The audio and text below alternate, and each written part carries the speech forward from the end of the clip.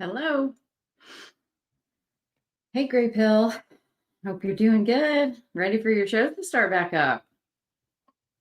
Is that going to happen soon?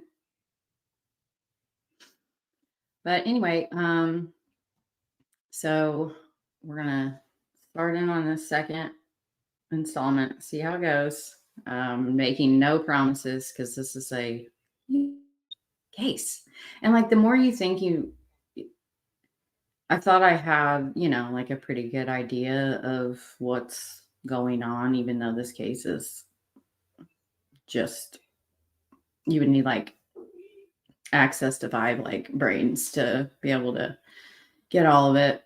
But then I'm like, oh, wait, I don't actually know, Does anyone else do that? Or I started back in the,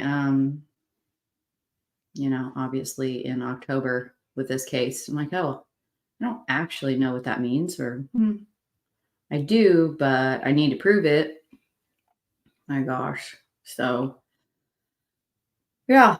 I wish I could do things just like a little bit, but it's just not in my DNA, like literally. Hey, Sarah, how are you? Hey, Daisy. I haven't got to see any of you this week. I'm going to have withdrawals. I've been out of town, and then I'm back now, and we're just going to see how this goes. But yeah, check out the Raging Tomato and Gray Pill podcasts. Some new friends of mine. Hey, Deja Vu. Good to see you. Okay, so obviously, if you're not familiar with the true crime or the double homicide of Abigail Williams and Liberty German in Delphi, Indiana, on February 13th of 2017, it has been a 7-year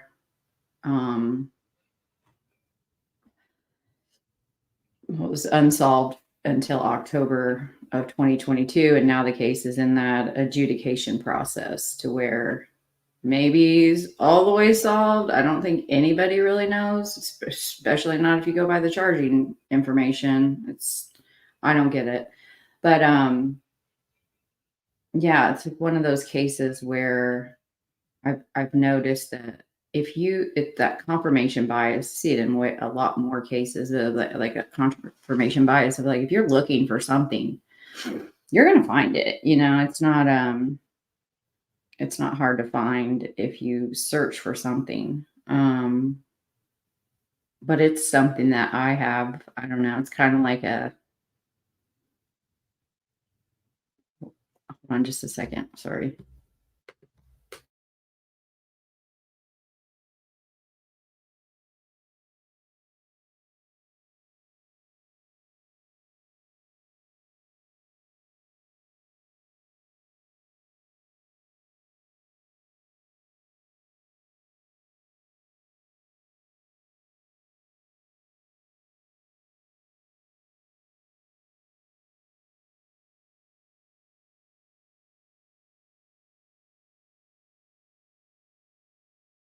Sorry about that. Hey, Bern. Hey, Hope. Hey, Truth and Justice. Hope you're doing well. But yeah, where did I leave off of just if you're looking for anything really in life, you're gonna be able to find it. I mean, it's crazy. I've been going through all of our books to try to organize this new space, and I am terrible at it. The walls are still bare. I'm gonna have to get Chaotic to come over here and help me out because I am struggling. But hope you guys are doing good. And so we left off with, I wanted to clear something up because Ivy Rose, this is why I love her. I like inquisitive people because I am one, and I like people that ask questions. And in my last live, she asked some really good questions, and so did, I think it was, let's say, Charlotte. A couple people in there had asked me about the ballistic stuff and then it got me thinking about I think I forgot to hit my major point of, well, there were 2 points of we don't actually know if It could be. It literally could be. I just watched a video of Fig Solves where he has an old interview with Scrimmin, the other lawyer that was assigned to Richard Allen's cause number there for a little bit. And he talked about unspent cartridges versus, like a fired casing. But Ivy had asked about, well, what did they compare it to? Because, the one statement literally just doesn't compare it to anything, and it's like, well, yeah, I mean, that's kind of what it's like. I've seen people comparing what Libredo said to Court TV versus and then trying to use the certificates of analysis, unless there's another one that I'm not aware of. And if that's true, then, my bad. But you can't really use those two that we have as a definitive answer to, yes, they tested it against, the item number. What was it? 315 T1 through 3. Because then right underneath that is a single cartridge, and another single cartridge is item 315 and 316. So those single cartridges, what if they are what was compared to the bullet? I don't really think it matters, because I think it's one of those things that in a court of law, you can find whatever you're looking for out there. So there's going to be, it's just, I think it's just going to be a 50-50 on, and I hate this, but sometimes it's just on who has the best personality between the two experts or the attorneys, and it's like, that's why juries, I don't know, they scare me. I'm going bench trial. Well, except for Gull. Sorry. Well, no, I'm not sorry. I'm not sorry at all. I would not choose Gull with what I know about her now. And then I would be like, I'm going to need a little bit of time here in this jail to figure out these judges to make sure, because there is going to be a bias, like a jury. You have to think of what a jury is going to be sitting there viewing, and they know the charge is the highest in Indiana that you can be charged with. Either one of those, of the 4 murder charges he's charged with, and the family is there. Yes, the defendant is there, and yes, they have a job to do, and yes, they will have instructions from the judge. But to be naive to say that a jury is not going to come in with a bias towards the victims, especially when they're two young girls, that is just one of those, it is what it is, regardless of whether anyone likes it. I think I would personally be able to be a unbiased juror, because for me, I know this stuff, and then for me, it's always the burden of proof is on the state. If they don't prove the case to me, I'm going to be really mad.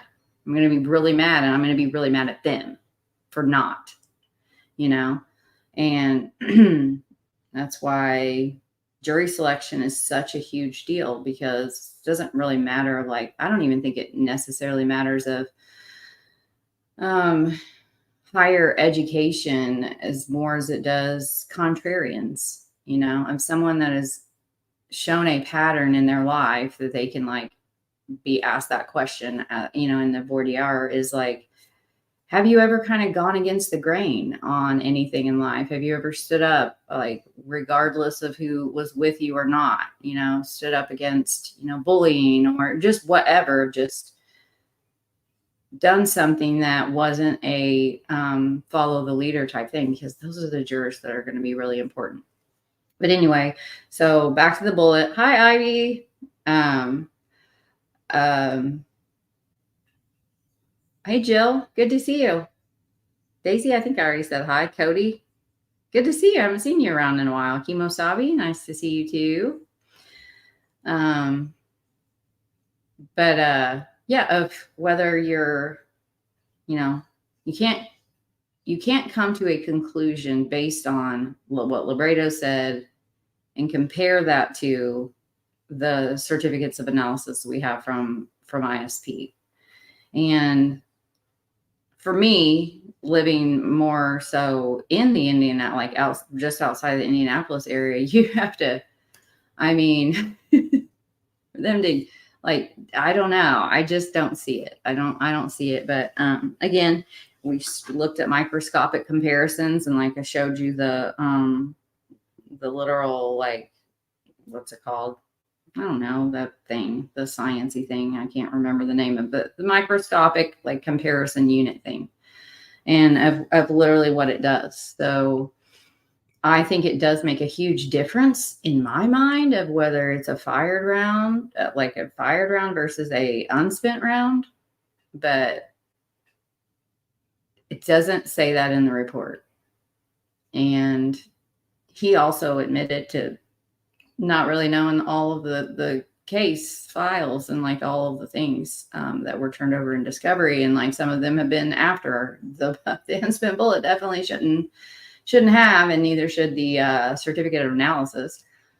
I don't know. Lawyers have this really awesome way. I'm not talking about state defense or any kind. I'm just talking lawyers in general, of saying things, but leaving themselves enough wiggle room in the court of law to be well, technically, by using words like apparently, or it seems to be the case, or, things like that. If anyone watched, I watched it because I was so fascinated that lawyers were going to be on the witness stand for the Fannie Willis, Nate, whatever, the part of the Trump sidebar hearing that they had, which I so puzzled by the judge's decision on that one. But it was lawyers interviewing lawyers, and it was just, yes, this is a prime example of pick any day. Well, not any day, because there was specific days where it was just lawyers on the stand, and it was an indefinite amount of wiggle room, and no one was able to actually get to the truth quickly. It was so bizarre, but it was very telling, but did I answer? I think I answered you right, Ivy. I mean, not that you have to agree. I always respect your opinion. I'm still on the fence about the tool markings. There's research that goes both ways. Yeah, I know. I think it'll definitely be admissible. I do too, but still a soft science. Completely agree with that. That's why I was saying that about it's it's an unfortunate thing. And a lot of people I've found that are involved with this case in particular, they're not really in the true crime genre, as a hobby, or as a long time other case type deal. So they don't have a lot of background information of like how the system works, how appeals work, how trials work, how, you know, like all of it, you know. It's so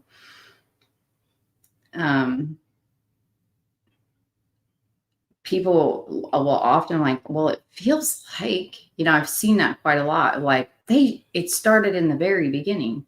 Well, they shouldn't have called the search off, but that's another technicality, you know, like it's for one, it's the sheriff and the fire chief. Like they consulted about it and were like, yeah, my guy's gotta, you know, they're volunteer, like they got to be up in the morning. And then it was more of a state liability issue. I mean, it was pitch black out there, you know, and right by the bridge is a huge, like if you fall off that, like you're not going to be getting up and you might die type of depth there.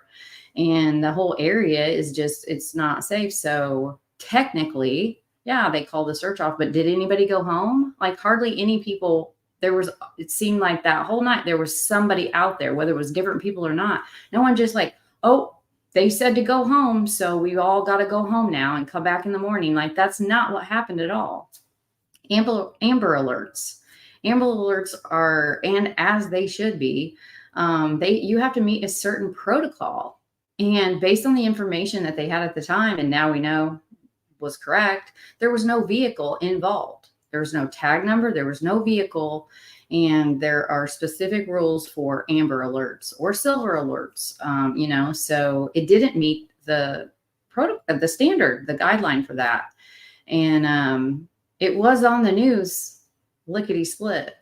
But it's hard for people to remember that this started out as just like two teenagers missing. And I don't think anyone, law enforcement, the families, bystanders, town officials, anyone thought it was going to be a double homicide investigation by the next afternoon, and it was just things like that affect a case. They really do. But it does happen in other cases. Hey, Grandmasaurus. I usually have is most court filings are persuasive writings. Yeah. Some of them are straight up out of Shakespeare, like a Shakespearean playwright. Like they're very word salady.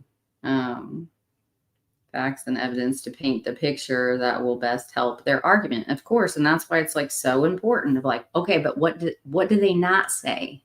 You're going to see that really quickly when we start going over this from start to finish, and we're going to get started on right. Oh my goodness, True Crime Web. Thank you for being here. And I was glad to catch I'm a member of True Crime Web, and I got to listen in while I was supposed to be eating dinner, and then I ended up more typing in the chat than eating my dinner. But yeah, he's getting ready to start a project, and I'm excited to it's already on my to-do list of like things I want to look up. Starting a new data, like a DNA collection. I think it was dirt or like soil or to try to for missing people, and the technology and all of that. I'm kind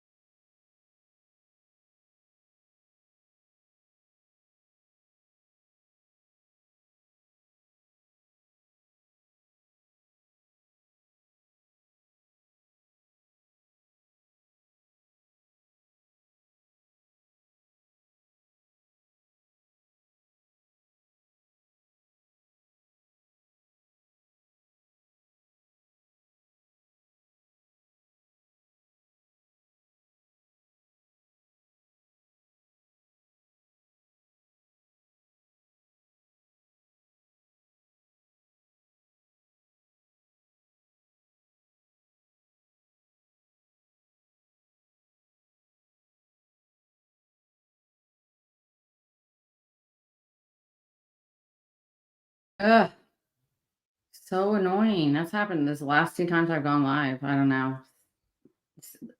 I can't figure it out. I know nothing about this stuff. It's either, am I back though? Can you see me? It's either DNA, soil and water study to determine if viable method to assist searches for missing. That's awesome. Yeah, I don't know. It just keeps going off. So I hope it's not super glitchy. Hey, Otto. Good to see you, dude. Yeah, it seems to happen to me quite frequently.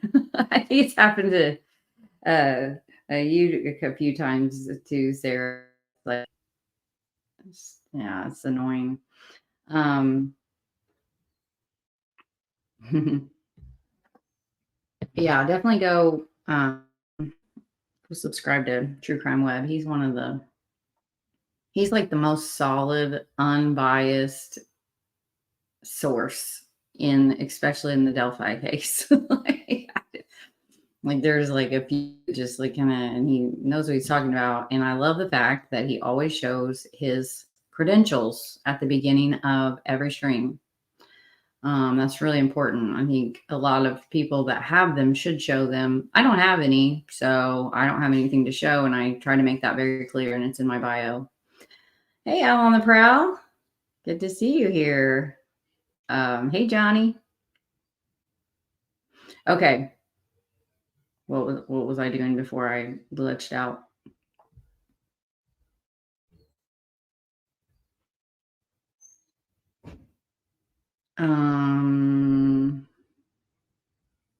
What would I? Um, yeah, honestly, I mean, you're completely right. I mean, it did, and it was. I think it was multi. I mean, they were all local, like WRTV, WTHR. I think Wish. I think they were all and Fox.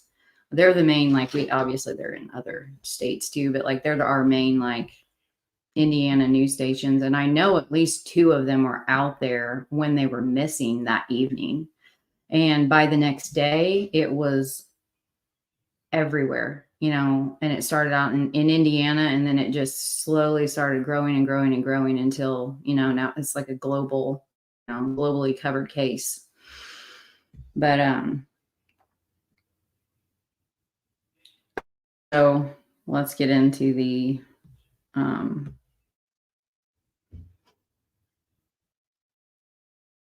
yeah, really did, and that's the thing was I'm not we did have cable back then, and so it was like there were shows that I always watch on those like local like prime whatever they're called channels, and it was just so happened to like catch up with the like DVR. I think that's what it was called back then, where it's like I have to watch the commercials, and it was like coming up tonight at I think it was I don't know, it was like the late night news.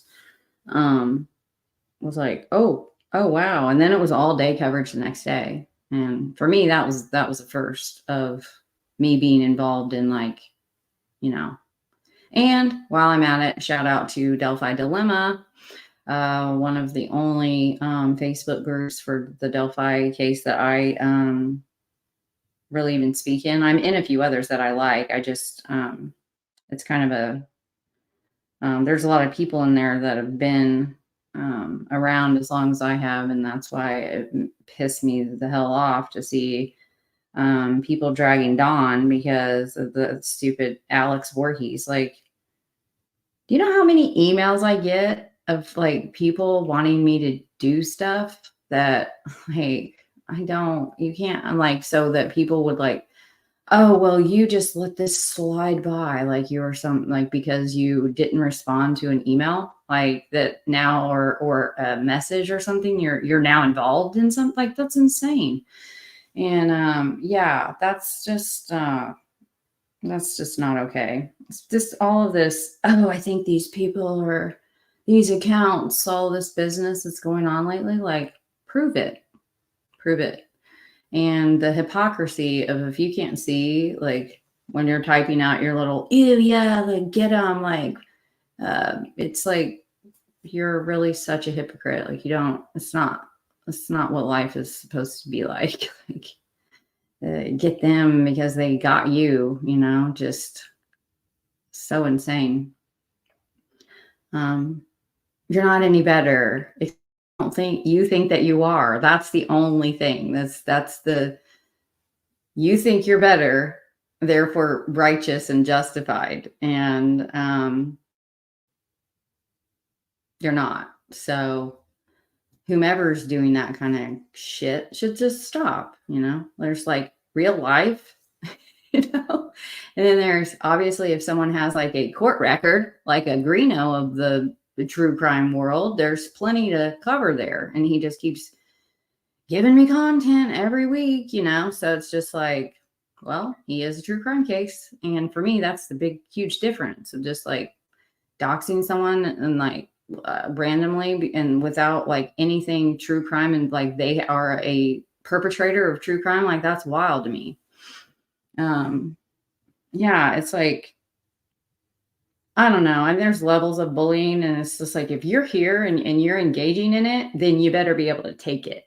Or if not, then just don't engage. Don't go live. Don't be a YouTuber. Don't be a commenter. Like, if it's going to affect you in your real life, like, don't proceed forward with anything, but there's like levels to it where it's like, this is the laws need to catch up. And one day, hopefully they will. I can't believe they haven't yet, of like cyber crimes and stuff, of stalking and harassment and all that. You can't get anything, they just don't do anything.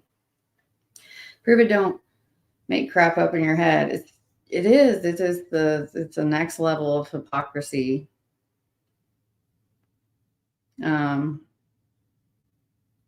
Right. Yep. Results of surrounding myself with highly intelligent people. Aw, such as Mel. Well, thank you. Man, I'd love to go like with Steve. Oh my gosh, it'd be such a hoot. But yeah, I think I am certified in a bunch of stuff. It's just on paper, but I passed all the tests. Like, I took a bunch of like SARS, different training for like getting certified in field, like search, missing person, forensic, like how to search and keep all the things in mind of like what not to do when you're searching, and how to go through an area. I would have to review it, because I think it's one of those things where it's like, okay, I got this certification and that's all fine and great, but it's you got to have the hours in, the actual doing, searching hours. Like, it's not, I think it's something that you can, practicing it is where you really learn the most. But I do have them. It wouldn't be huge, but it would show his type of gun culture. Gun culture. Well, that's one of the things, is I did go ahead and pull up the Ron Logan search warrant affidavit, because there's things in there that literally tell us, like, answer a lot of the questions that the pro defense keeps kind of throwing out, of like, well, no, that's actually not true.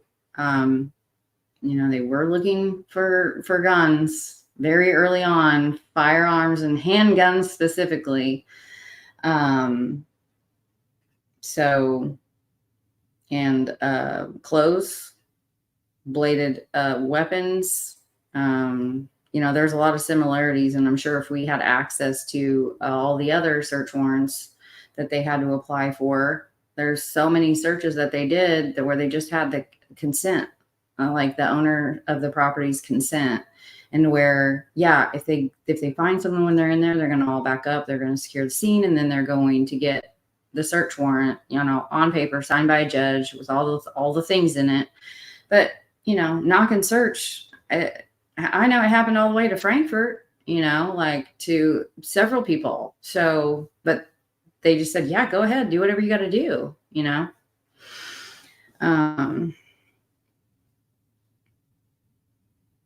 Okay. So ballistics, I think I'm done with that. I think it's one of those things that it better be presented at trial, and it better be presented very thoroughly, and with all the points, all of the major points of what we've been asking, they better be answered. you know, or if I were a jury member, I would be pissed.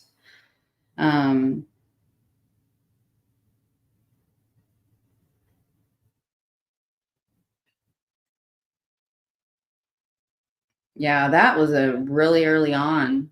There was locals that were like gun, like not gun, but like knife. Oh, there was one where he does like really kind of custom type knives. I think he just kind of had a Facebook like website type deal back in the day, but he had come into the groups early on and was like, yeah, they came in asking me about, you know, sales tickets. Um, there's so much that we don't know, you know, everywhere you turn, there's another little nugget to where, because I have since the very beginning, and it's so creepy to me that people are trying, like searching my name and you're not going to find them because I didn't use the same account. So good luck. Or um, the all the thing like the bunch of I was involved in at least one. I don't know if it's the same one on Reddit, but a group that we were like actively putting together like a sleuthers timeline. And it's crazy to go back because I just pulled it up today. I couldn't find the one, but that I specifically like helped with. But yeah, it's crazy like the things that we were like so close on, you know, of knowing the whole thing. It's like so as it comes out, you are able to fill in the gaps. But that's the thing with people like Julie Melvin, Snooze, aka Warriors for God. Like, but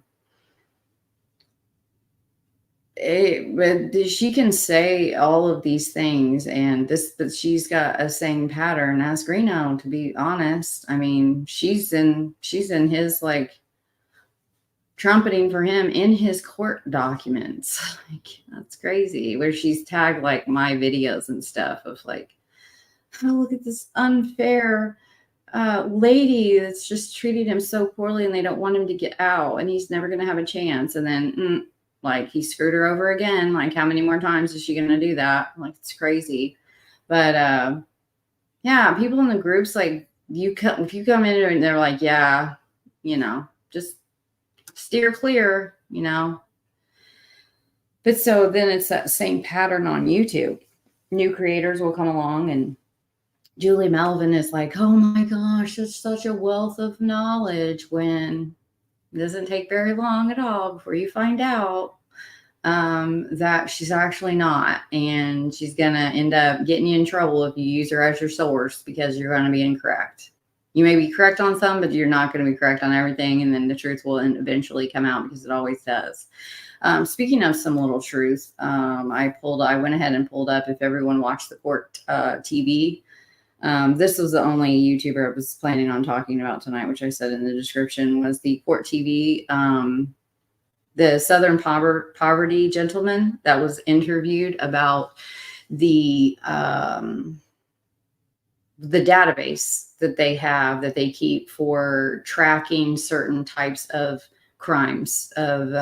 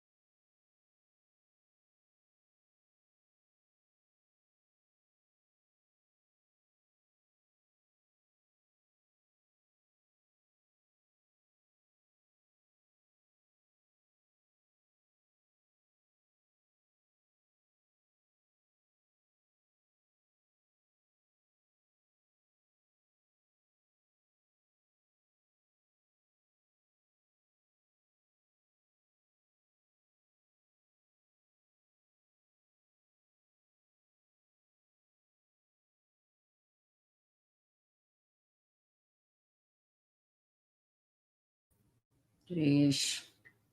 Sorry. Crazy. There's nothing on other than my computer in the whole house. Not a single other device is connected to our Wi-Fi. Uh, to try it. Yeah, it's just the most bizarre things. And because she doesn't have a history of like telling the whole truth. Like she like skates around the truth. So it's like, did it actually happen? or is that just another Julie? Just another freaking Melvin? Like, is she pulling another Melvin on people? Like, whoever knows, but she does claim to be friends. And I wanted to point out, because she said this on several different lives, and people just eat it up, eat it up of, well, I have a friend and I know who that friend is. And Southern Poverty, which was also in the court TV documentary that I was talking about, the people that they interviewed.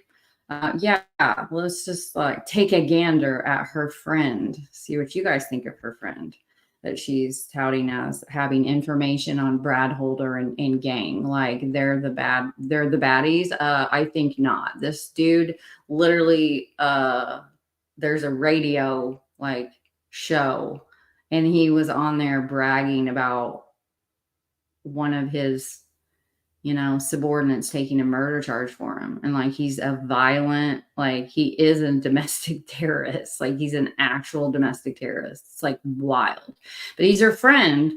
And oh, he's not a neo, what anymore. Yeah. Right. Okay. Yeah, no, he's got a long history, and we're just going to go ahead and take a look at it.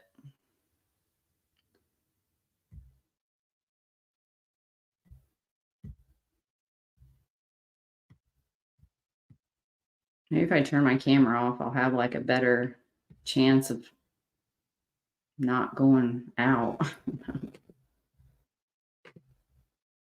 We'll see. I'm gonna try it.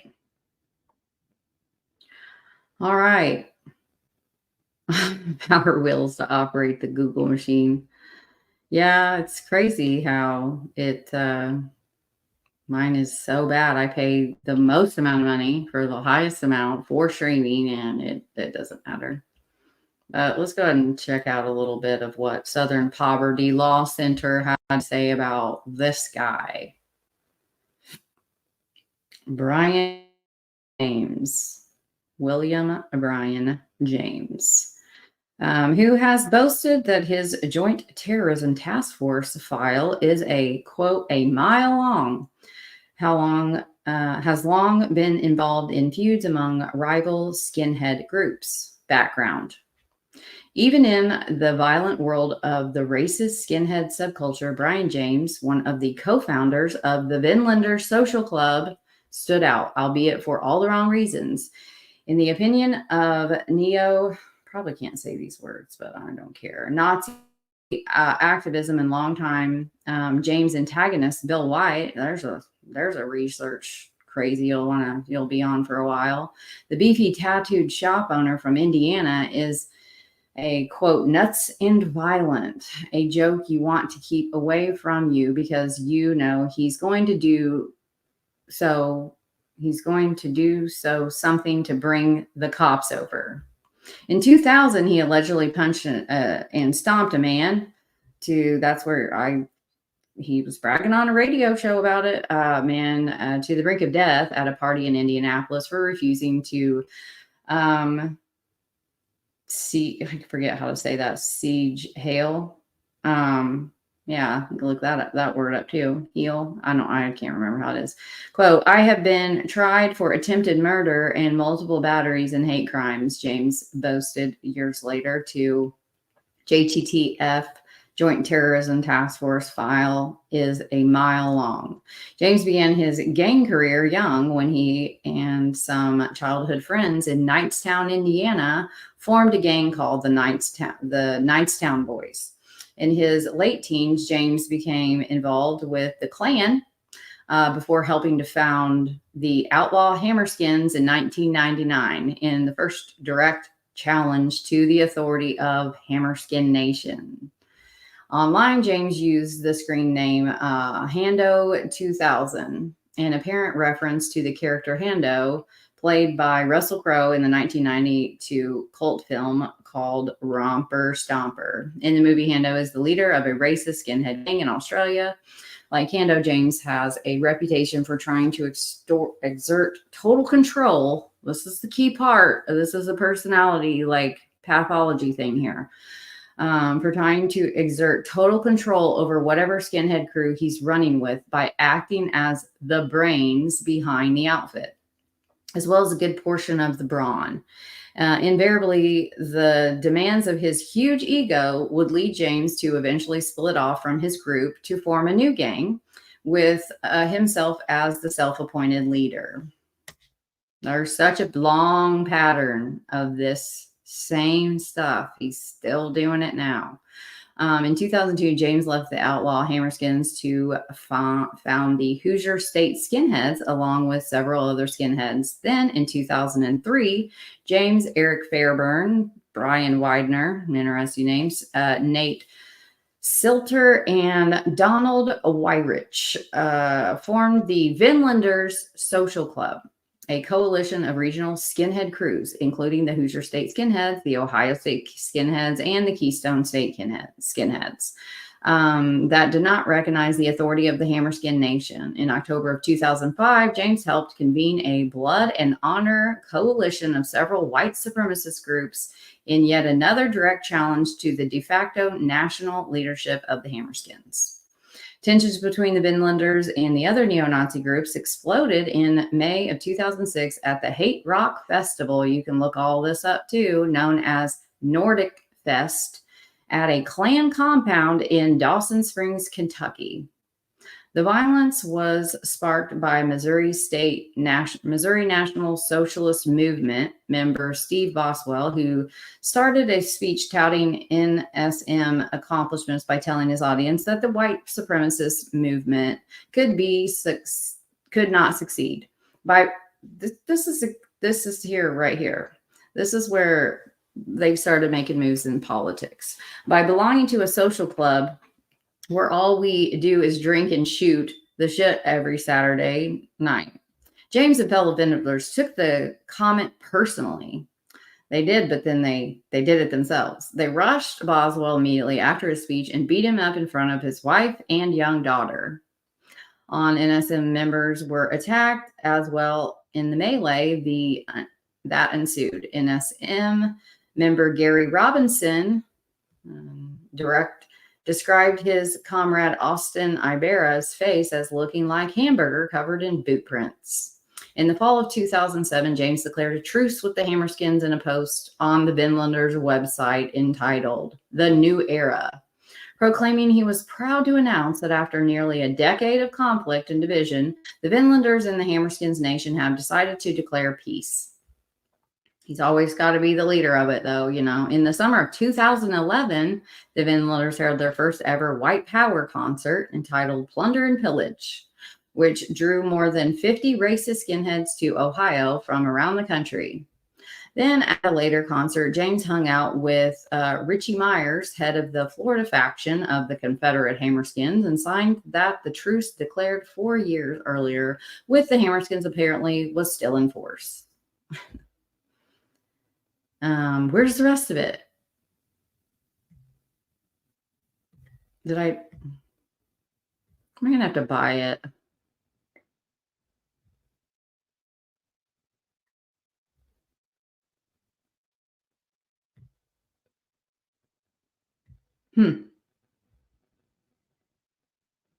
It isn't just in there, though. So, like, where is it? You should still be able to find it.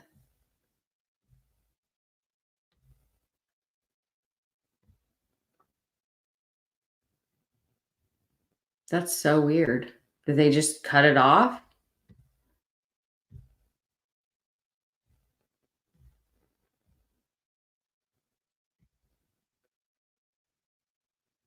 Hmm.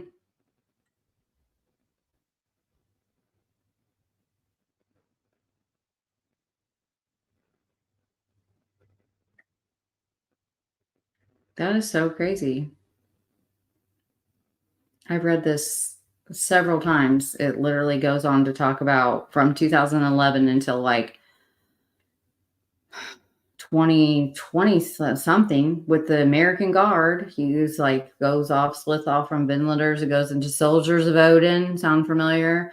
And then they became that wasn't working out. So then they became the American Guard and jumped on the Trump train, of like making that all about racism.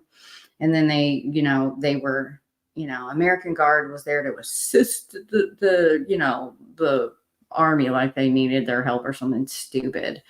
Yeah, I don't know why this article just ends here. I'm sure I have it screenshotted somewhere where the rest of it is. It's so weird.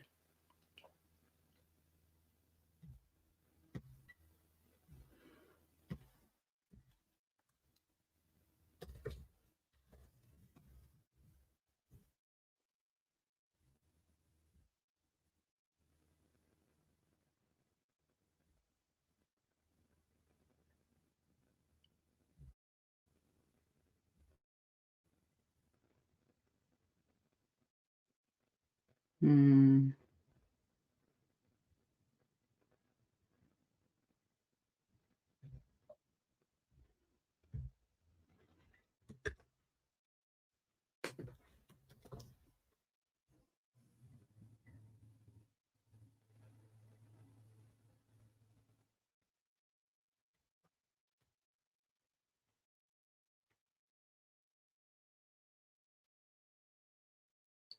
That's weird.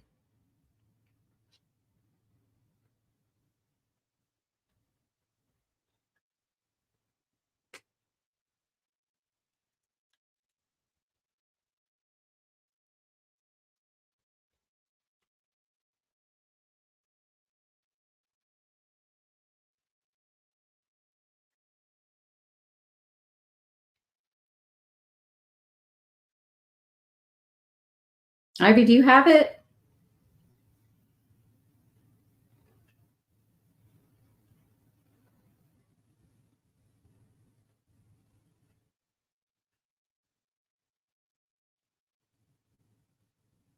Pennsylvania, like what happened there?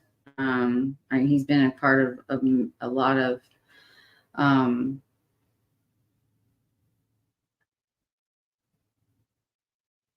racial craziness. I don't know. Well, you got kind of the gist, and he doesn't leave off there, and you can go. And I just thought it was like, oh wow, looky who we have here, doing an interview on Court TV, and they don't know about individuals like certain people that have been implicated in this murder. Whether what I think about that is irrelevant. It's just the fact that like these are the kind of people that Julie Melvin associates with and wants to brag to you about her friend who knows everything and he was like a changed person. No, he's not. He married my friend there for a while. Like he's not a changed person. But okay.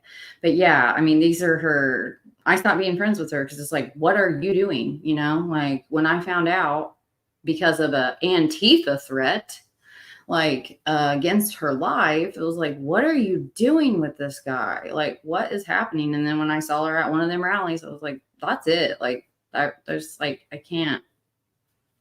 I mean, we were closer for a little while. I took her to doctor's appointments, but it still kind of was that like coworker friendship kind of category. But yeah, it was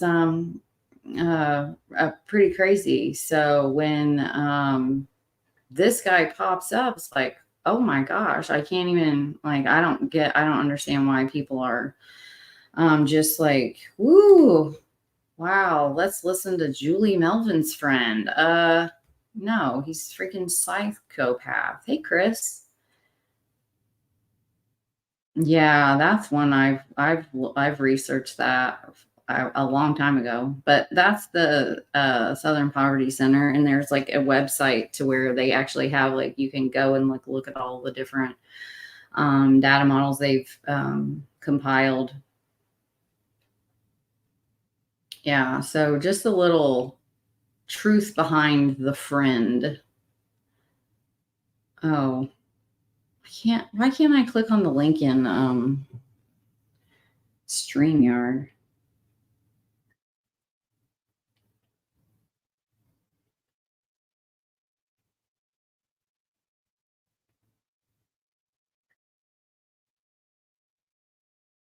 Oh yeah, this is it. Um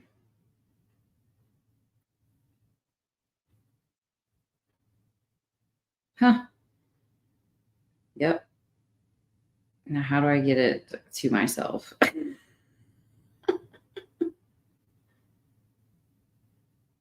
I think this is important though. Like I know it's like not relevant to really the Delphi case, but it is relevant to the character of the people that you choose to listen to and give your time to.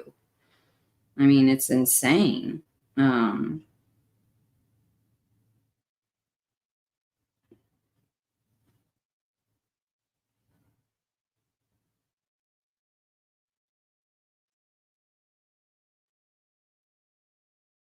and the amount of people that are like, "Oh, she's giving me a hard time now because of Gray," or me personally, like giving you a hard time, and saying I found you in like a, you know who you are, Jamie. Like, no, you called into Gray, and then anybody that knows anything about me knows that I've been a member over there for a long time. Like, I wasn't stalking you out. Like, you're crazy. But you go on and think what you want. Meanwhile, notice that she's all up in Garino's chats now. Like, to comment all of that stuff underneath a post of a man threatening to kill people, veiled or not, like, hello, what are you doing? You know, but oh, who's your cold cases is just this horrible person because there's like probably a total of like 2 times that the man has like gone off on YouTube, which these people are just like so crazy that you sometimes you just snap, you know? But here's a history of like, oh, here's a Greeno that literally is every week. They're up in private discords being like, well, maybe just don't act so violent online so that we can like help be supportive of you because you're pro prosecution. Like that's balls out ridiculous. Like, don't give any of those people any of your time. They're just literally not worth it. Like, that's crazy. Be like coming at someone for being a dick in one live when you are now in support of someone that has a long history of being that person. And it's like to hear people talk about who's your cold cases, like, oh, the mask is slipping. What is wrong with you? Like the mask is slipping. Meanwhile, I'm going to support Greeno now. Like this is the kind of thing I'm talking about, the hypocrisy in it. Like stand for something or you'll fall for anything, you know, like you got to have a foundation, and people that have a foundation don't just willy-nilly go with like whoever believes what I believe. Like that's why it's super hard to do these lives because I can't I just have to be honest and like this is really me in my real life and on YouTube, you know. This is just how I am as a person, and it's just so disturbing, you know. I'm like, yeah, go ahead, say I'm a hypocrite because I cover a true crime case. Now make that make sense. And then old girl from the Flora case, what? Who could think that you have 2 personalities that are like, I didn't even remember who she was. But she's claiming she came to me for help. Yeah, she came for me and asked me to make a Flora video. And I did. One of the only actual videos I've ever made and put on my channel. Like, so that was the help she asked me for, and that's the help she got. Then she started trailing off into 100 other emails of like all of this stuff that I'm like, what? I have no idea what she was talking about. Not a clue. And I really don't want to have to learn all that. I don't care. I literally don't care. I hear about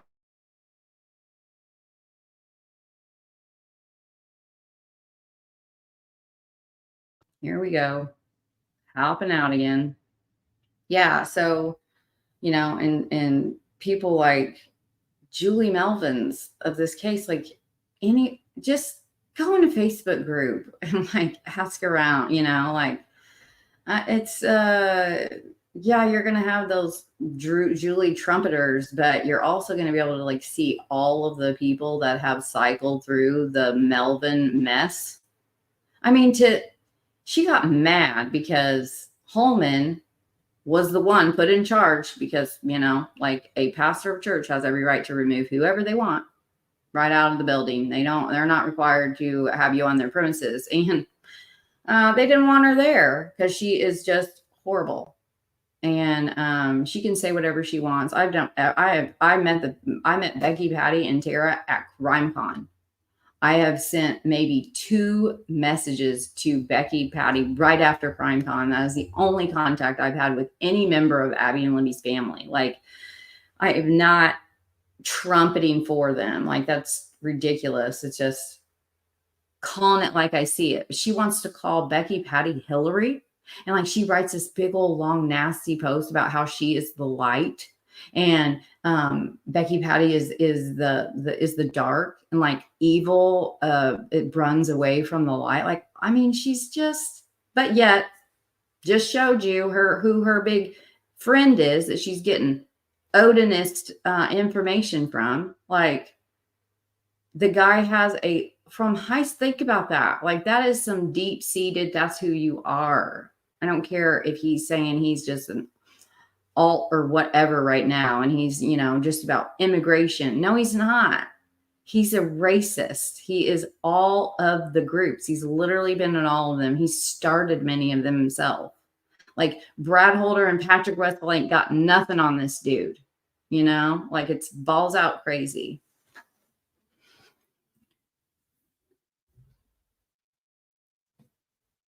Yeah, I mean, she's just all over the place, and wherever, like, so I was watching.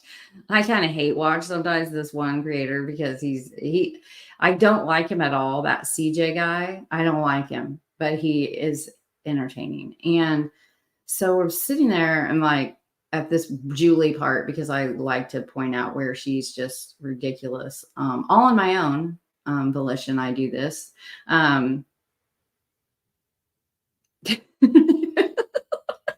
Yeah, see, I don't even know if it's still up.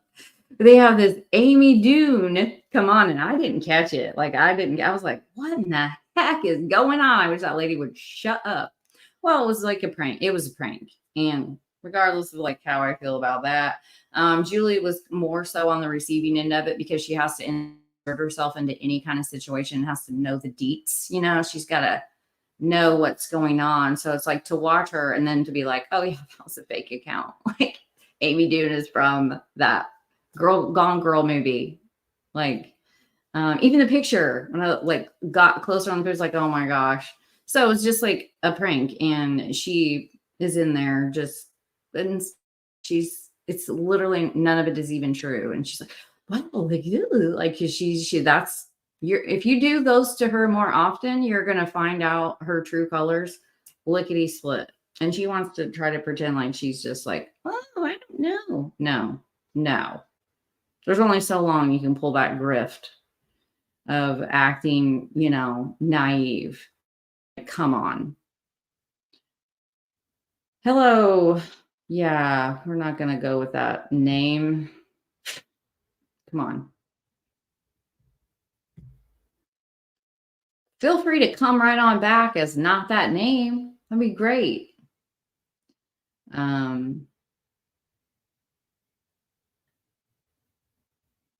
Yeah, I know. Like, we've talked, like, I don't like him either, but yeah, it's just that part where, because like I said, you can track people's patterns, and Julie is one that she pissed me off with the forceps and the Dr. Coors back in the day. And then each time a new Facebook admin came along, it all got brought right back up every year. Like I like screenshots in this new phone of admins of Facebook groups finding out all that stuff that she said. Like, this is not new. You know, would you want someone like if you were at your church and like, would you? Anna doesn't like her either. It's not just a Becky thing. Like, she's wretched. And I'm just really not at this point. I am not sorry for saying so. The new one, you know, the newest Delphi one, that's literally, you know, the newest target for Julie. She's run through all the other ones. So yeah, I don't like him at all. I think he's the things he says are so extreme, and he is manipulative as all hell. But and he's manipulated as all hell as well. But there's a couple on there that I do like. Do you all know there was a search of Ron Logan's home on the evening of February 14th? They hinted about a search prior, as they were like talking to him about like there was one on March 6th or 7th and then the 17th. But yeah, they had already kind of done like a preliminary. That's what I had heard early on. I don't have like proof of that, but I mean, it was something that was talked about. I don't think it was a big deal. It's his property, you know, and it's a huge piece of property. So, oh, it's okay, Ivy.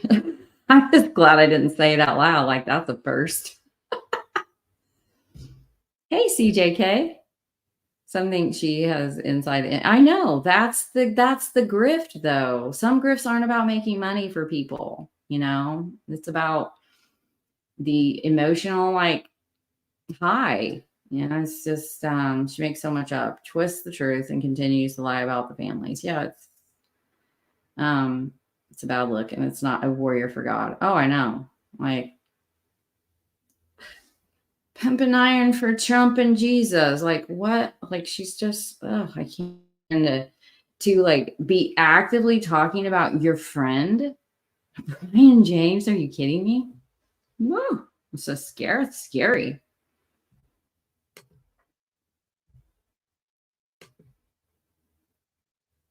The company you keep. I'm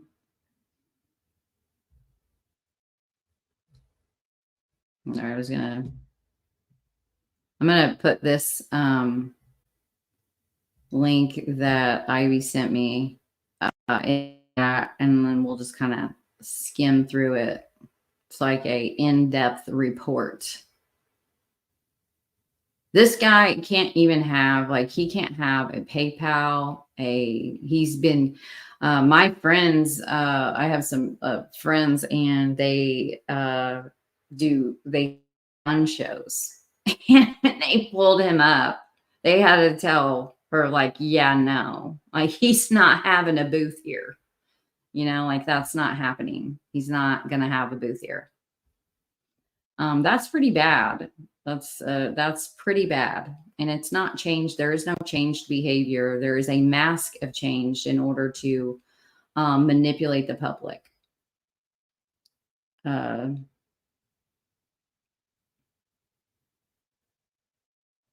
don't know about that. All right. Oh crap, where'd it go?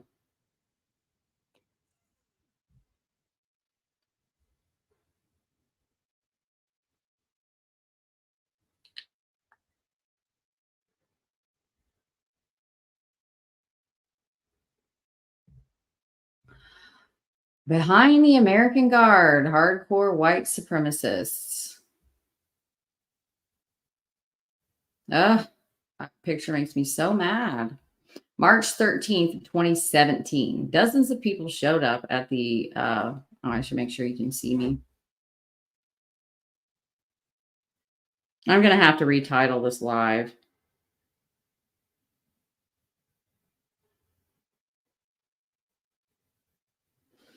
Um Make America Great Again, MAGA rally, one of the number of such events held around the country that weekend, waving Trump signs and American flags. Many participants were everyday Americans and excited about their president.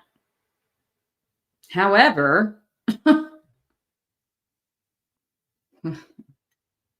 my God. But about a dozen of the ralliers, a significant portion of the whole, were a little different. They had American flags, but also carried strange shields. Many wore t-shirts that read American Guard or Vinlanders. A few had somewhat sinister appearances, such as the marcher who wore Vinlander sunglasses and supported a racial holy war tattoo on the side of his head. And there he is. It's crazy that they involve their young sons like that. It's so disturbing. Come and take it. This is their new shield. I think they've already been, kind of disbanded again. Because he's, like I said, he's on every watch list. He's banned from like bank accounts and Chase and PayPal and all of those things. These marchers were actually members and associates of a group called the American Guard and were there, they later stated, to provide security. Typical pathology right here for the march against the threat of the left-wing protesters. The American Guard formed in Indiana in 2016. Interesting, and officially went national in February of 2017 with the state goal of voluntary community protection, activism, and service based around the ideals of American constitutional nationalism and the preservation of the Western culture. AKA, we like our racists still. The group would encourage Americans of any race, class, or faith to participate with us. Except for when you, I sleuthed up all of these people's Facebooks, and there's this one in particular guy that they like tout around with them because they're changed, right? So he's like a black man, and he's gay, and he's Muslim. Like, the only thing missing is if he was a illegal alien, and they would just have like because they can't stand to be around. Like, they hate these people. They are a hate group. And so it's like, hey, look, we have this friend now. We've changed. What a joke. Yeah, so there's just a little, here's the soldiers of Odin conducted vigilante patrols to protect citizens from the ostensible depredations of refugees. The Indiana Soldiers of Odin conducted several such patrols in 2016. Well, I mean, and they'll it's such a joke. There's like jokes of humans like acting like they're doing stuff when they're really just like, they're really not. As a recent ADL report had shown, many Soldiers of Odin USA members are white supremacists or anti-government extremists. The man who started the Indiana Soldiers of Odin, who later converted it to the American Guard, is Brian James, a longtime Indiana white supremacist who was one of the founders of Vinlander Social Club, a hardcore racehead skinhead gang that has had a high association with violence. In fact, members of or associates of the Vinlander Social Club have been responsible for at least 9 murders, as well as many other crimes. Another VCS founder, Adrian of Abigail, was recently arrested in Florida on federal drug robbery and weapons charges, as well as charges related to the alleged murder for hire plot. Brian James can be seen below at the MAGA March and posing with other Vinlanders in the March 2017 Facebook image. Same profiles as friends with Julie Melvin. Should probably unfriend him now. A number of Vinlanders took part in the Indianapolis rally.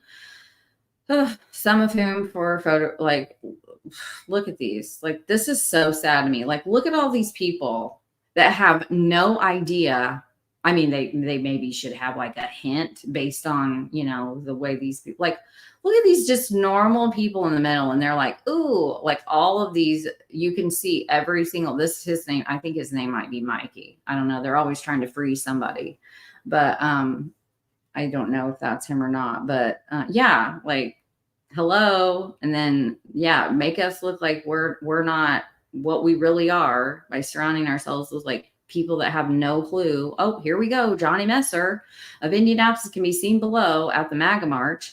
At the march, flashing the ventilator's hand sign and in a Facebook image wearing a ventilator's probate patch. Hello, Johnny. Yeah, just more of them, but to try to go down a narrative, whether I think that narrative is ridiculous or not is moot. But to go down a narrative where like, oh, but my friend knows about these particular Odins. He knows about them, and like he's told me they really are like capable and they're really dangerous. What? This is what I mean by no matter what you want to be true, you're going to find something. And like people are going to cling to what Julie said about her friend. This is her friend, guys. Telling you right now, like those dudes ain't got nothing on them. And the two that go way back are Patrick Westfall and this dude, you know, like there he is. You know, it's like for her to say that this guy is telling her about these local soldiers of Odin when he was the leader of the Indiana chapter of Soldiers of Odin. Get out of here. I hope I'm being clear. I'm not trying to say that this is a part of the case at all. But if you're going to go down this angle, this is something you need to watch out for, you know, because you're going to want to confirm your bias and you're going to hear something that Julie Melvin has said. And the next thing you know, you're going to come across this and you're going to have to make a decision on whether you put aside your bias to tell people the truth or you keep running with it because it fits your narrative. Crazy.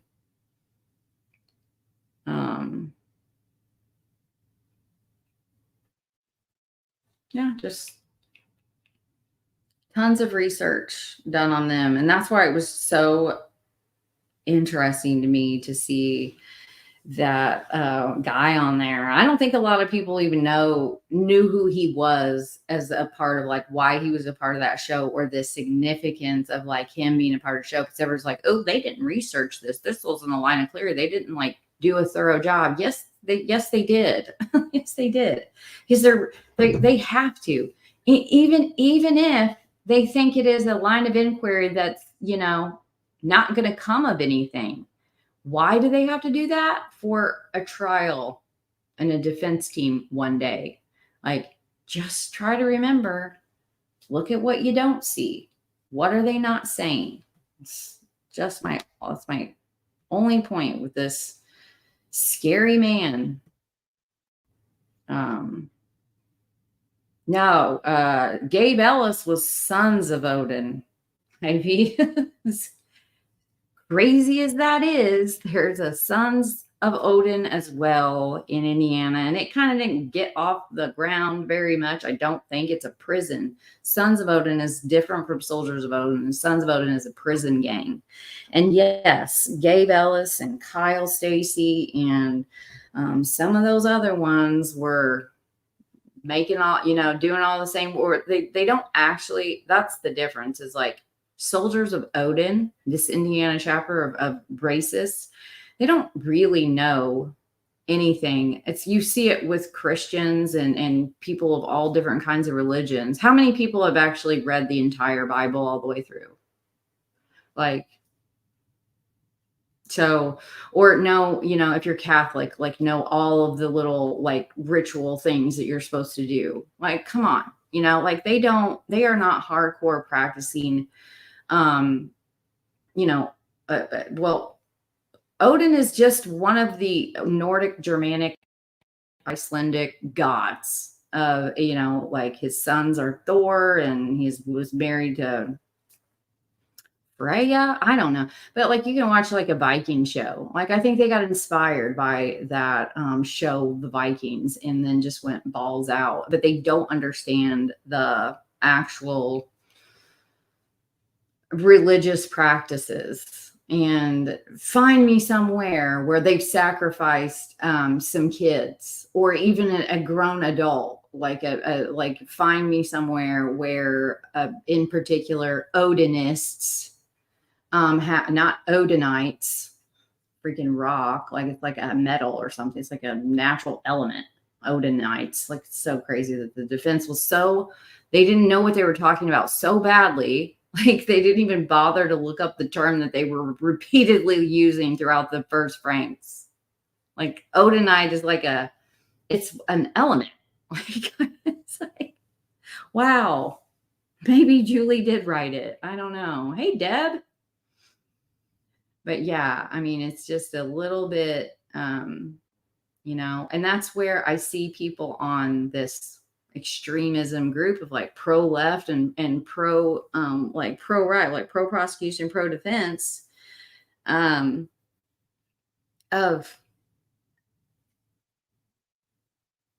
they want so bad to like prove their narrative that like they are like pushing this out at the detriment of the truth. That's the problem I'm always going to have with either side. It's like the truth is the truth and it doesn't need you to believe it for it to be true, you know, but you can like try to sway people with your influence or whatever. Like, you know, like that's what's happening to you. And you can, it's not just on YouTube. You can turn on your TV and watch a few commercials and see where the influence trends are in any type of genre, society, wherever, you know, how many times, like I have read the Bible all the way through multiple times in my life, but as an adult, I read it all the way through, and I read it all the way through very quickly because I was on an OCD mission.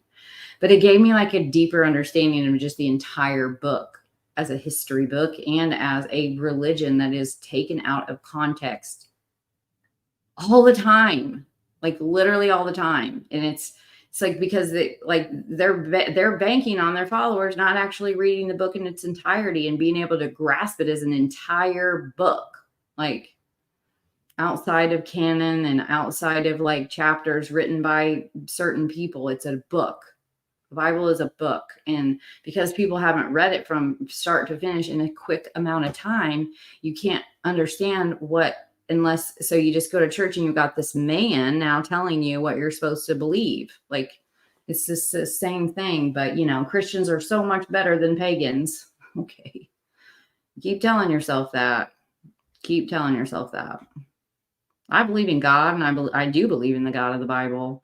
And that's outside of organized religion. I'm never going to be down with that. And the amount of judgment that particularly people that say they believe in God have towards people that don't, just go read the red letter Bible. How about that? If you don't want to take the time to read the entire Bible, just read what Jesus said. See what he would think about you as a person, you know, if he were here on earth. Like it's the height of hypocrisy. And it's everywhere. Like I get so sick of it. Like, oh, yeah.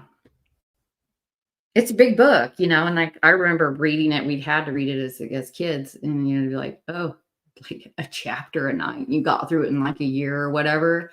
But until I got obsessed with two theoretical concepts, I had never read it in a short enough amount of time to be able to, you know, pick it up. Like if I try to pick a book up, you know, over here on my shelf and like read it, and I read it in a quick manner. Like you're not going to be able to grasp it until, you know, in its entirety. And that's where these shepherds that are, according to the Bible, called to a higher standard, they will be judged accordingly to they are in God's eyes, they're held to a higher standard, and they will be at judgment day. And there's only like one sin. There's literally only one sin that God says is unforgivable. Like it is an unpardonable sin.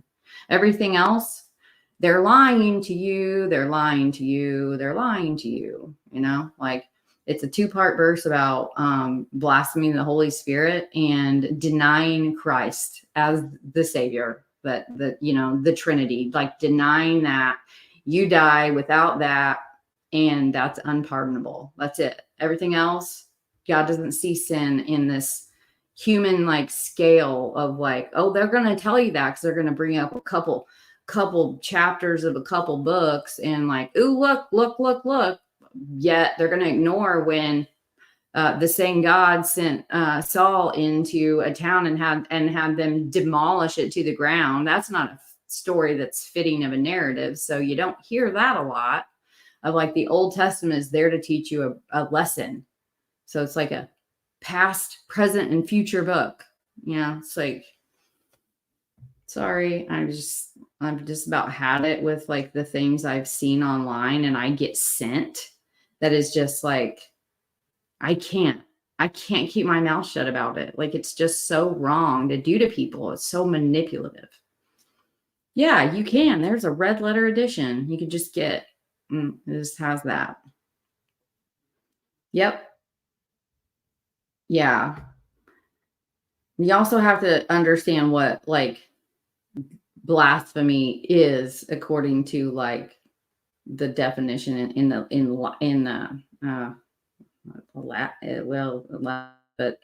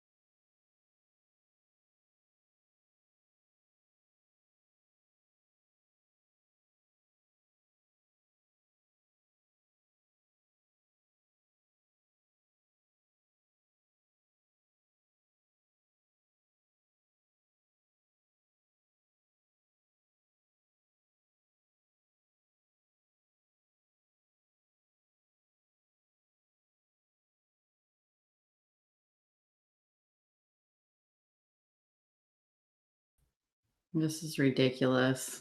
I'm over it. Okay, criminal network, you can take your narrative somewhere else. Like if you want to chat along with like what we're talking about, that's all fine and good. But spitting a narrative like Ron Logan is the guy is just not, you can feel free to say whatever you want in my chat, but also my chat, I want you to know, like, I don't subscribe to these definitive statements that Criminal Network is making. Hey, Blind Squirrel. Is an insult that shows disrespect or contempt for a deity, sacred object, or something inviolable. Yes. And then, but that's where like, so I'm talking about where like it's basically like, because the Christ, the Trinity is, God the Savior, God the Son, and God the Holy Spirit. So it's like, that's why I say it's like 2-part as far as, like, I've said many times in my life that I am an atheist and I denounce God, all 3 of them, and while I don't know exactly what would have happened to me, I'm not like a I haven't been to the other side. I have no idea. I just think that faith is an important key element of like a life, and I choose to have faith. But what annoys me about the Odinism defense is when people start seeing evidence that Odinism exists as evidence that the defense's theory is true, but they're really mutually exclusive things. Yeah. Can you just come on and just start talking for me?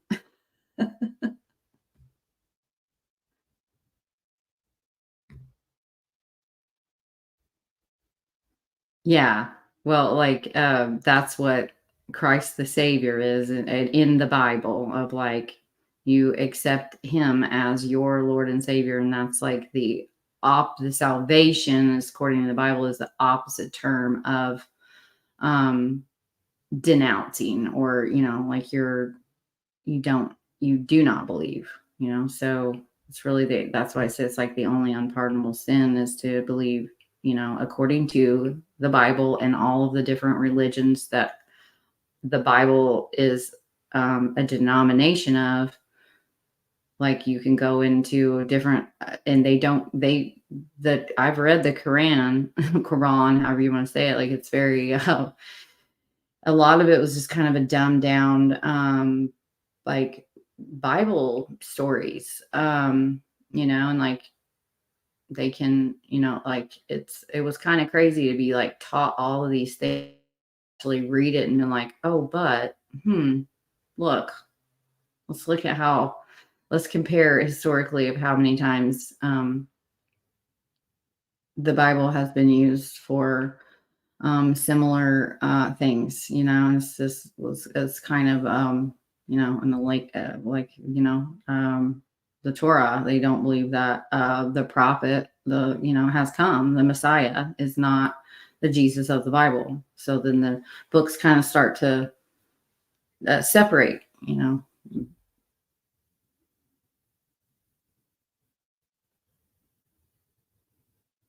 Yeah. Yeah, I agree. Of like the thought of like, you know, it, it really started to, hit home with me when my daughter was diagnosed with what she has, because while her life expectancy now is not much lower than just an average human's,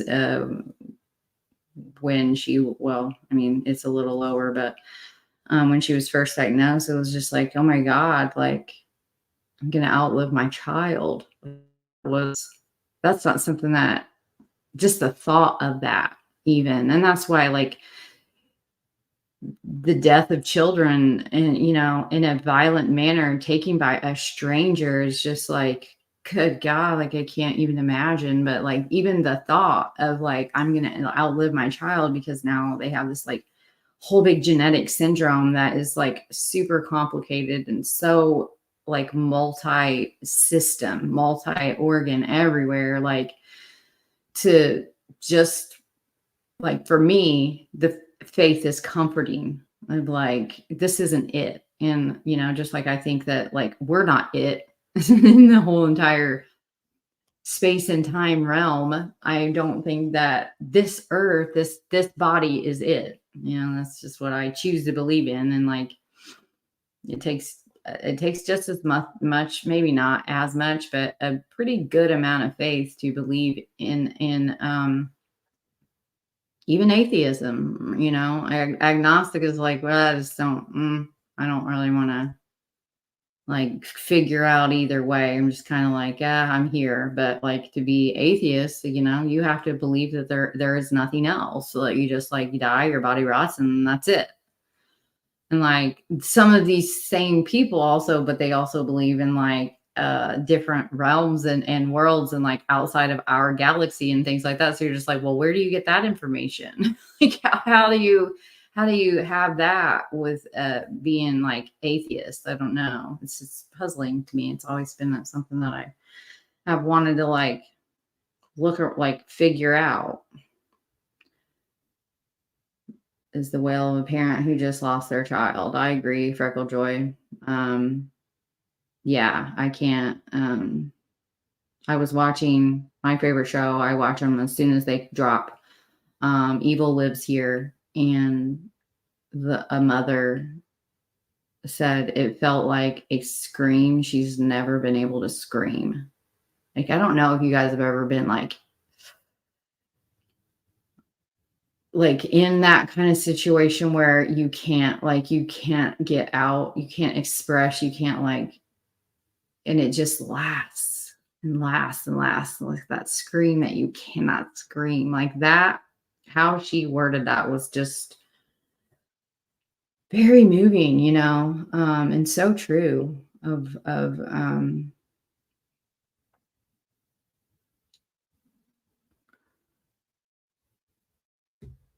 yeah, that's kind of what sent me down that path of the it's called Calvinism and and not atheist and Arminianism. It's two like theoretical whatever concepts, I guess. I don't know. I don't know the, like the if you studied this at a college or whatever, like the terms, but there's like 7 points to Calvinism, and there's like Arminianism, where I went to an Arminius based church my entire life. And then as an adult, I start going to this, I view it as a cult now. But like, then I didn't. And it was like, this teaching is completely foreign to me. Like this whole sovereignty and the free will of man is just kind of like, man, that's not really that important. What's really important is you're chosen. And, it ended up being like it should be like a huge red flag of like, get out of this place. But it sent me on this OCD, like research of the Bible of like trying to figure out which one was true. But what it ended up doing was force me into reading the Bible, because it's super boring. It's not a fun book. It's kind of boring. There's certain chapter like books that are more interesting than others, but it's just not the most fun reading material, but in my opinion. But yeah, you go down this like, how do these two concepts go together? And then finally my dad was just like, they do, and you don't. And that's wisdom, is like getting to the point in life where you're like, I have a wisdom enough to know that I don't understand everything, and that's okay. And they're both true. They're both biblical in their entirety. So they're both right, and they're at the same time, they're both wrong. And I'm not just talking about this kind of stuff for no reason, like there's a reason why I'm talking about it, because it can also be applied to a lot of the stuff that you see from, certain people, like, yeah, or these, no, extremism is never going to like be right, and especially in it's always going to be wrong. It's going to be a place to land in your life. But like, you can see it in religion, this extremism and the devastation and depravity that it actually causes, all while disguised as looking like something good.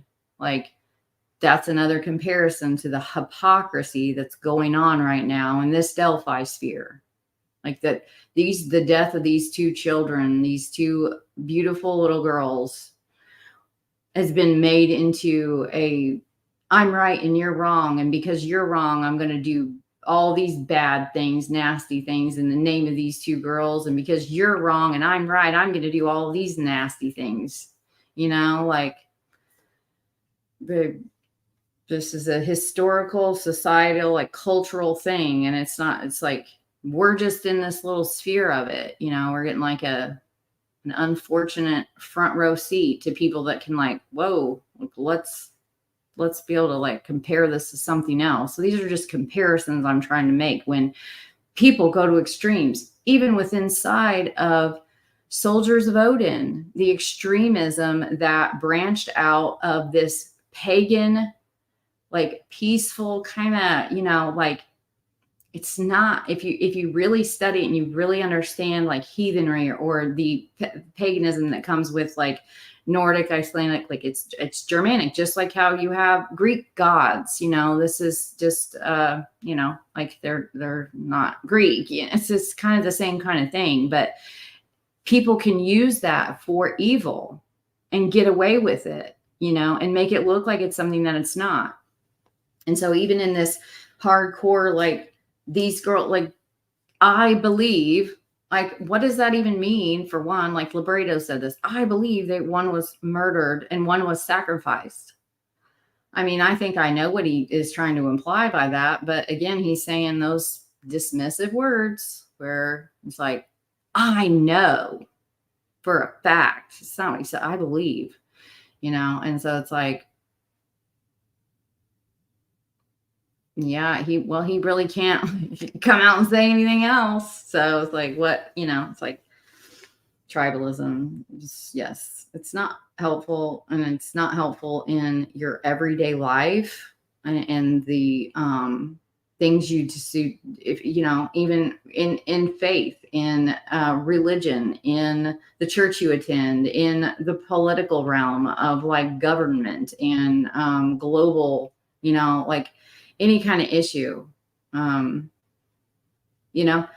I personally, I have sent a letter two letters to a judge for the same person that I knew in my life that was an illegal alien. And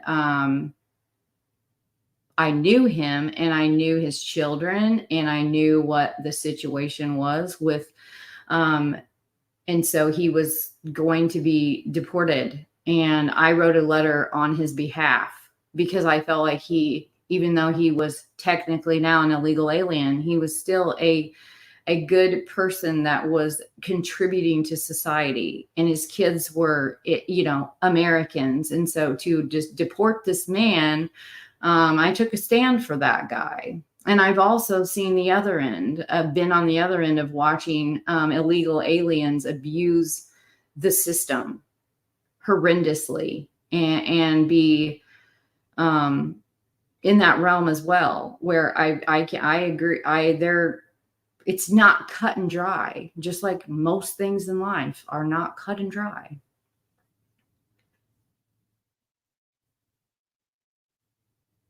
That again, like this live is like, I know it's going off the rails. I'm going to change the thumbnail. It's just going to be like, I don't know what I'll call it. It'll just be talk about extremism in Melbourne. I don't know.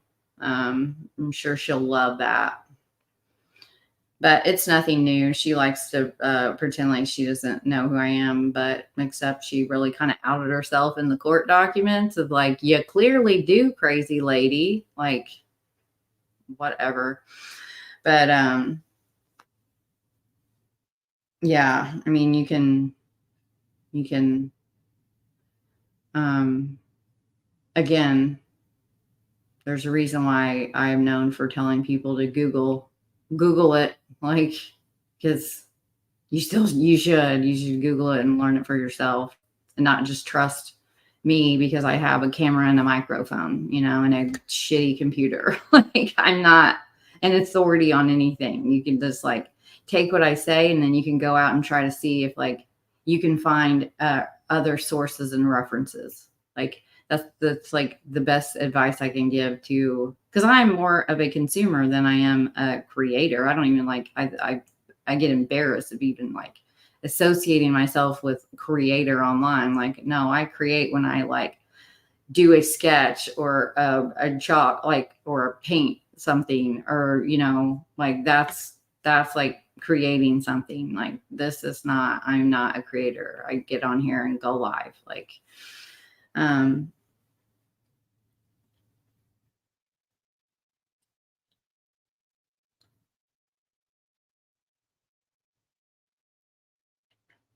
I saw Buddhism. Hey, Jerry. Hey, Miranda. No. Yeah. Like, that's a complete fallacy to think that we're not married. So it's like, I am one of those technicality peoples, but if I wasn't, he's my husband. Like, we just don't have that stupid piece of paper from the state of Indiana. But he was an atheist when we met, and he was like, one of the most like morally grounded people that I'd ever met in my life, of like, is he like a calm, like, no, he's not. But there's like a difference of like, and I'll never forget it one time, like we were with my family and like someone said, like, if you don't believe in God, you don't have a moral compass. I've never jumped out of a pool so fast in my life. That made me really mad because it's like, no, you don't get to do that. At the same time, his family was also, they were of the same faith that me and my family was. And even my daughter, like that was her main thing, is like for him to love Jesus. And he was angry, and was like, no, his a God that I would want to believe in my mom wouldn't have died, like that's a terrible God. I don't want to have any part of that. And then like my little daughter would take him on these walks and like she would pray at night and like that he would come to love Jesus. And then like he was, just having a tabletop conversation with his grandma, who was the most awesome person I've ever met in my life. Like those people that if I could have one more day with, like she's it for me.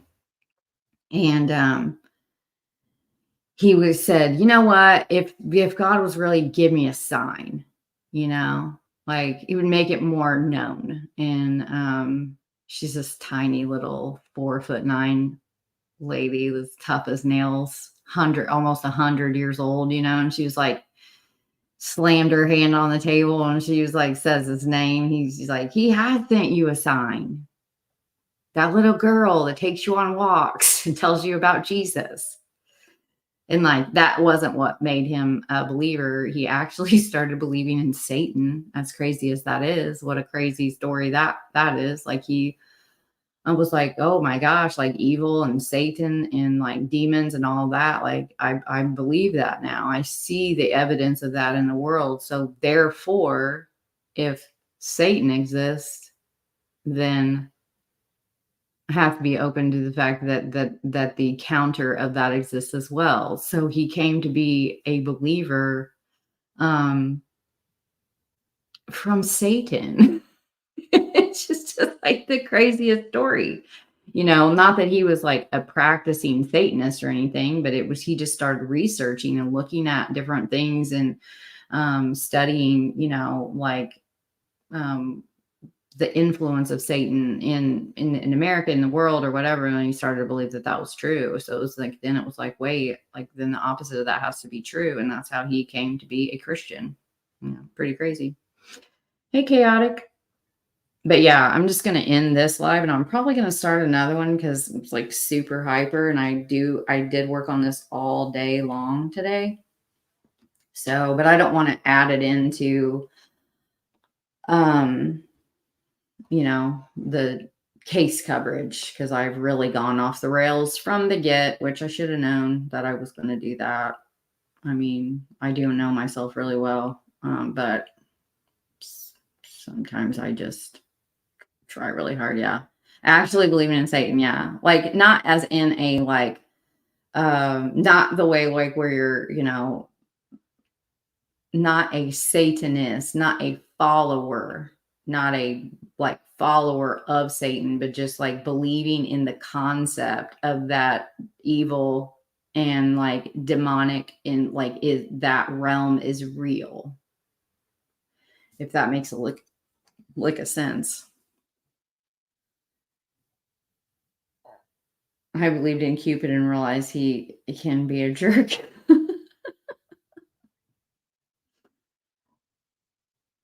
Cupid kind of scares me. Yeah, you could ask Amy. Yeah. Yeah, it is. Yeah, it's like you have your good versus evil, it's like the deities of Satan, like he is a fallen angel. So he's created by God, but yet he is the opposite of like in the like as far as like biblical understanding goes.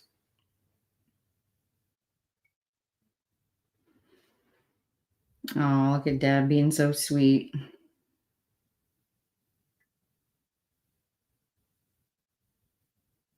I know. It's like literally not. Yeah. It was pretty wild. Like, he came to me one day and, like, he'd been bringing up stuff. I'm like, "Why are you researching it? Like, why are you looking into this? Like, this is super weird. Like, what is going on?" And it was, like, just a week of this of, like, and then, like, he, yeah, and that's why he's like, "I wanna talk to you," like, "I wanna start learning more because I've decided that if Satan is real, then God must be real too." It was pretty wild. But yeah, not all atheists are not angry. It's like one of those definitive statements that people make of like, "Oh, if you're an atheist, you must be a bad, horrible, immoral, angry, bad person." No. I hate definitives. That's the irony of being named and naming myself Cold Truth that no one really picks up on. That's fine. Never had a good way of communicating everything that I think I say.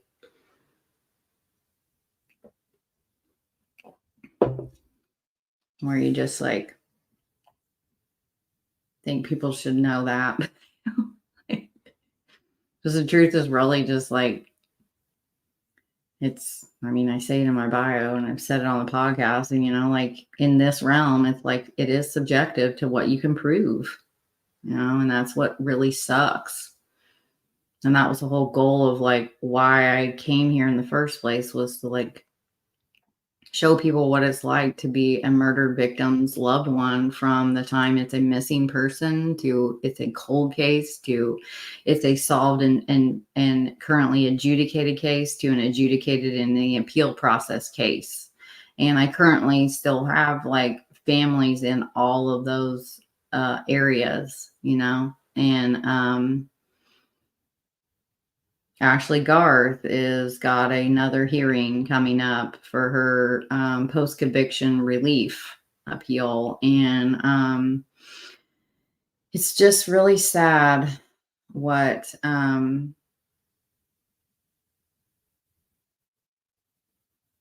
like that foundation, of like knowing why and standing firm on something, and knowing like it doesn't matter what someone says or tries to get me to get on board with.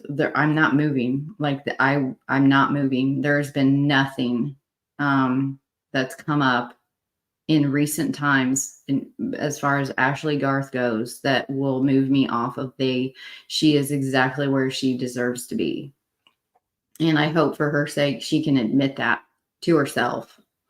I think I feel like she must be convincing others and herself that she didn't actually take Nicole Bowen's last breath.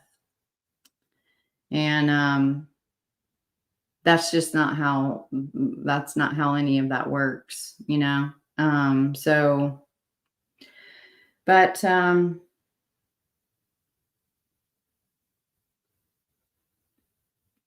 I can't like force people to know what I know. I know that there's a couple people, Truth and Justice is probably one of them, where you're not going to move her off of her position on Ashley Garth or any of them, because we were there.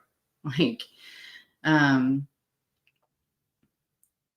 but it is sad of like that a person could try to trick you into, "Oh, I'm just going to present to you the facts," and then proceed to weave the facts in with their opinion of the conclusion they want to come. It can't be more evident than it is with Case Gullible.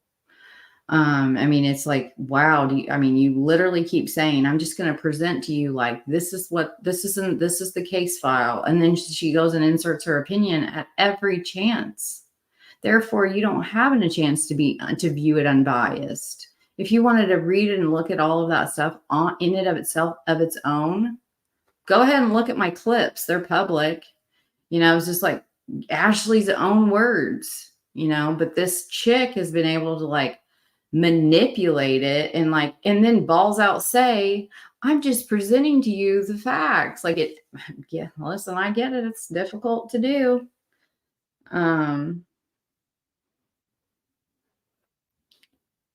What?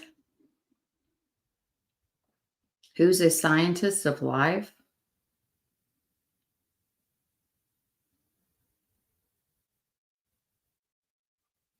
A scientist of life? Not a Scientologist. I gotta find. Has she been found yet? The scavenge? Is she still like MIA? Has she been located?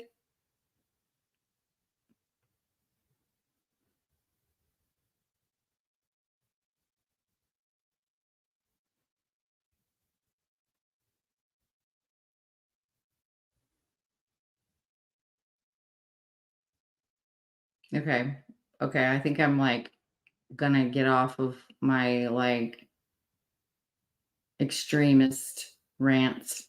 I'm gonna end this live and then I'm gonna restart another one where I am gonna actually just cover like the case and not interject Melvin and like Brian, like white supremacists and all that stuff. And I'll change like the thumbnail and yeah.